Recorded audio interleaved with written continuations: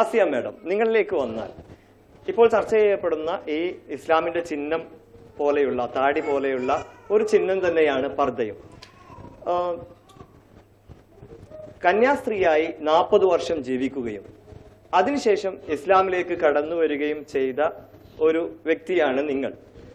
ഇത്തരത്തിൽ ഒരു കടന്നുവരവ്, ഇത്തരത്തിലുള്ള ഒരു മാറ്റം, അതായത് ഒരു പർദ്ദയിൽ നിന്ന് മറ്റൊരു പർദ്ദയിലേക്ക്, എന്തായിരുന്നു ആ മാറ്റത്തിനുള്ള കാരണം?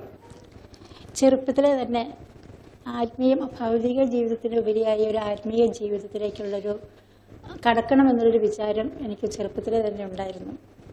ആ വിചാരം ഈ മതബോധന ക്ലാസ്സുകളിൽ അച്ഛന്മാർ, സിസ്റ്റേഴ്സ് അവരൊക്കെ കുറെ കൂടി വ്യക്തമായ രീതിയിൽ യേശുക്രിസ്തുവിനെ പറ്റി പറഞ്ഞു തരുന്നു. യേശുവിനെ അനുഗമിക്കണം, യേശുവിന് വേണ്ടി ജീവിക്കണം, അങ്ങനെയുള്ള ഒരുപാട് ചിന്തകൾ മനസ്സിലോട്ട് കടന്നു വന്നപ്പോൾ ഈ ക്രിസ്തീയ സഭയിലെ ഏറ്റവും ഉയർന്ന നിലവാരമുള്ള ഒരു ആത്മീയ ജീവിതമാണ് സന്യാസം എന്ന് പറയുക. അപ്പോൾ ആ സന്യാസ ജീവിതത്തിലേക്ക് പോകാനായിട്ട് എനിക്ക് എൻ്റെ സ്വന്തം മനസ്സല്ല, ആരുടെയും പേരൻസിൻ്റെ ഒന്നും നിർബന്ധം കൂലമല്ല, എൻ്റെ സ്വന്തം ഇഷ്ടപ്രകാരം ഞാൻ സന്യാസഭയിലേക്ക് പോയി. അവിടെ ഞാൻ 1969 സഭയിൽ ചേരുന്നത്. 1973 സന്യാസവസ്ത്രം സ്വീകരിച്ച് എന്നെ സഭയിലെ അംഗമായിട്ട് അംഗീകരിച്ചു. അതിനുശേഷം സഭയിൽ നിന്നുകൊണ്ട് തന്നെ ഞാൻ നഴ്സിംഗ് പഠനം പൂർത്തിയാക്കി. കേരളത്തിലും നോർത്ത് ഇന്ത്യയിലും ഒക്കെയായി സഭയുടെ തന്നെ നേതൃത്വത്തിലുള്ള സ്ഥാപനങ്ങൾ ഞാൻ ജോലി ചെയ്തു. അവിടെ മുതൽ ഈ 40 വർഷത്തെ ജീവിതത്തിലേക്ക് തിരിഞ്ഞു നോക്കുകയാണെങ്കിൽ ഒത്തിരിയേറെ കാര്യങ്ങൾ, സഭയുടെ കാര്യങ്ങൾ ഒരുപാട് പഠിപ്പിച്ചു. പക്ഷേ അവരുടെ പഠിത്തത്തിൽ ബൈബിൾ വായിക്കും, അങ്ങനെ ഒരുപാട് കാര്യങ്ങൾ അതിൽ സഭയുടെ അടിസ്ഥാന തത്വങ്ങളെ പാരമ്പര്യമനുസരിച്ച് നമ്മളെ വിശ്വാസത്തിലാണ് ജീവിച്ചു പോരുക. അങ്ങനെ ജീവിച്ചു പോകുന്ന ഇടയ്ക്ക് പെട്ടെന്ന് കുറേ വർഷങ്ങൾ കഴിഞ്ഞപ്പോൾ നമ്മൾ കുറേ കൂടി ഗഹനമായിട്ടൊക്കെ പഠിക്കുകയൊക്കെ ചെയ്ത് കഴിഞ്ഞപ്പോൾ യേശുവിനെ പറ്റി, ട്രിനിറ്റി ഉണ്ടല്ലോ, ഹോളി ട്രിനിറ്റി എന്ന് പറയുന്ന, അപ്പോൾ ത്രിയേകത്വം, ആ ത്രിയേകത്വത്തിൽ ഒരു ദൈവത്തിൽ 3 ആളുകൾ, പിന്നെ ദൈവത്തിനൊരു മകനുണ്ട്, യേശു ദൈവപുത്രൻ, ഇങ്ങനെയുള്ള കുറേ കാര്യങ്ങൾ വന്നപ്പം ഒരു കോൺട്രഡിക്ഷൻ, എന്താ അങ്ങനെ തോന്നി, മനസ്സിൽ തോന്നി. പക്ഷെ ആരോടും പങ്കുവെച്ചില്ല, പറഞ്ഞില്ല, മനസ്സിലത് സൂക്ഷിച്ചു. പക്ഷെ അന്വേഷിക്കുന്നുണ്ടായിരുന്നു, ചിന്തിക്കുന്നുണ്ടായിരുന്നു കൂടുതൽ. പക്ഷേ ജോലി, പിന്നെ ഗവൺമെന്റിലെ നിയമങ്ങള്, ചട്ടങ്ങള്, രീതികള്, അങ്ങനെ അപ്പം ആ ഒരു ഇടയ്ക്ക് ചിന്തിക്കാനുള്ള സാഹചര്യങ്ങളൊന്നും ഉണ്ടായിട്ടില്ല. പിന്നെ ഈ 3-4 വർഷത്തിന് മുൻപായിട്ട് കുറെ കൂടി ഇതിങ്ങനെ ചിന്തിച്ച് മനസ്സിലുണ്ട് ഈ കാര്യങ്ങളൊക്കെ, എന്നാലും ഇതിനൊരു എന്താ സത്യം എന്തെന്നറിയാൻ പാടില്ലാതെ മനസ്സിലൊരു തിക്കുമുട്ടൽ വന്നപ്പോൾ ഇന്റർനെറ്റിൽ പിന്നെ കുറെ ഇസ്ലാമിക് ബുക്സൊക്കെ ഞാൻ വായിക്കാനിടയായി. അപ്പം തന്നെ ഒരു ഖുറാൻ പരിഭാഷ അതെൻ്റെ കയ്യിൽ കിട്ടി. അത് ഒരു മുസ്ലിം സഹോദരികളായിട്ട് പങ്കുവെച്ചപ്പോൾ 2-3 പേരുണ്ടായിരുന്നു, സുഹൃത്തുക്കൾ. അപ്പോൾ അവരിൽ നിന്ന് ഞാൻ രഹസ്യമായിട്ടത് വാങ്ങിച്ചു. ഫോൺ വഴി തന്നെ ഇരിക്കുമ്പോൾ തന്നെയാണ്.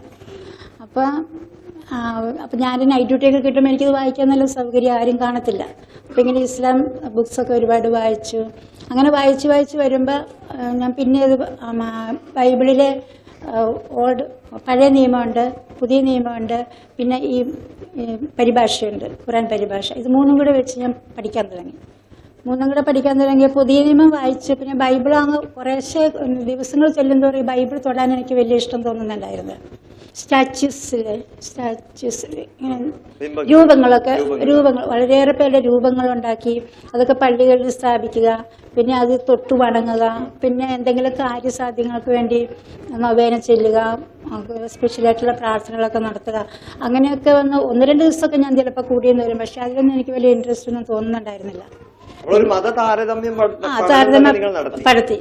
അപ്പൊ പിന്നെ ഞാൻ ബൈബിൾ പുതിയ നിയമം ഉപേക്ഷിച്ചു.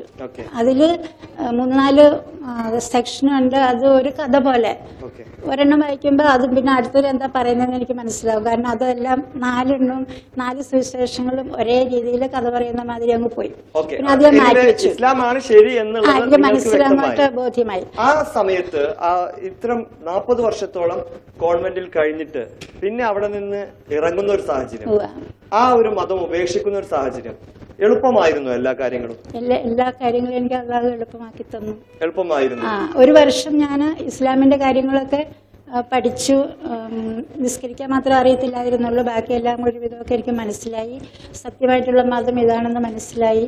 പക്ഷെ കോൺവെന്റിൽ എനിക്കത് തുറന്നു പറയാൻ ഒരു പേടി, ആശങ്ക. എന്നെ എന്ത് ചെയ്യുന്ന എന്ത് സംഭവിക്കുന്നുള്ളത് അറിയില്ലായിരുന്നു. അത് രഹസ്യമായിട്ട് 1 വർഷം ഞാൻ ഇസ്ലാമിക് പഠിച്ചു. അതേസമയം സഭയിലെ കാര്യങ്ങളിൽ വലിയ ഇൻട്രസ്റ്റ് ഒന്നും ഇല്ലായിരുന്നു. മതപരമായ കാര്യങ്ങളിൽ ജോലികളൊക്കെ അങ്ങനെ തന്നെ ചെയ്തുകൊണ്ട് പോയി.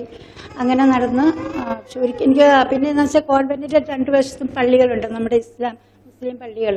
അപ്പൊ അവിടുന്ന് ബാങ്ക് വിളികളൊക്കെ വരുമ്പോൾ എനിക്ക് അവിടെ നിൽക്കാൻ ഒരു വിഷമം കോൺവെന്റിനകത്ത്. അപ്പൊ എങ്ങനെയെങ്കിലും നിങ്ങൾ മഠത്തിലുള്ളവരോട് ഇത് പറഞ്ഞപ്പോൾ, നിങ്ങളുടെ വിശ്വാസം പറഞ്ഞപ്പോൾ അവർ സഹകരിക്കുകയാണ് ചെയ്തത്. മഠത്തിലുള്ളവരോട് നേരിട്ട് പറഞ്ഞില്ല, മനസ്സിലുള്ളവരോട് നേരിട്ട് പറഞ്ഞില്ല. അത് ഞാൻ കൂടുതൽ ചിന്തിച്ചു കഴിഞ്ഞപ്പോ എനിക്ക് സഭയ്ക്കകത്ത് നിന്നുകൊണ്ട് തന്നെ നിയമത്തിന്റെ വഴിയിൽ പോകണല്ലോ, അല്ലാതെ എനിക്ക് അവിടെ നിന്ന് ഇറങ്ങാൻ പറ്റില്ല. അപ്പം വക്കീലുമായിട്ട് സംസാരിച്ച് അതിന്റെ ഡോക്യുമെന്റ്സ് എല്ലാം പൂർത്തിയാക്കിയ ശേഷം ഞാൻ ഇറങ്ങിയ ഉടനെ തന്നെ കോൺവെന്റിലോട്ട് അറിയിച്ചു കഴിഞ്ഞ് അവര് നല്ല രീതിയിൽ അവര് ഒന്നും പറഞ്ഞില്ല. അവരെന്റെ തീരുമാനത്തെ അംഗീകരിച്ചു. വളരെ പോസിറ്റീവായിട്ട് അവർ റെസ്പോണ്ട് ചെയ്ത് സഭയെ തന്നെ റിലീസ് ചെയ്തു. മാതൃകാപരമായിട്ടുള്ള ഒരു നീക്കമാണത്.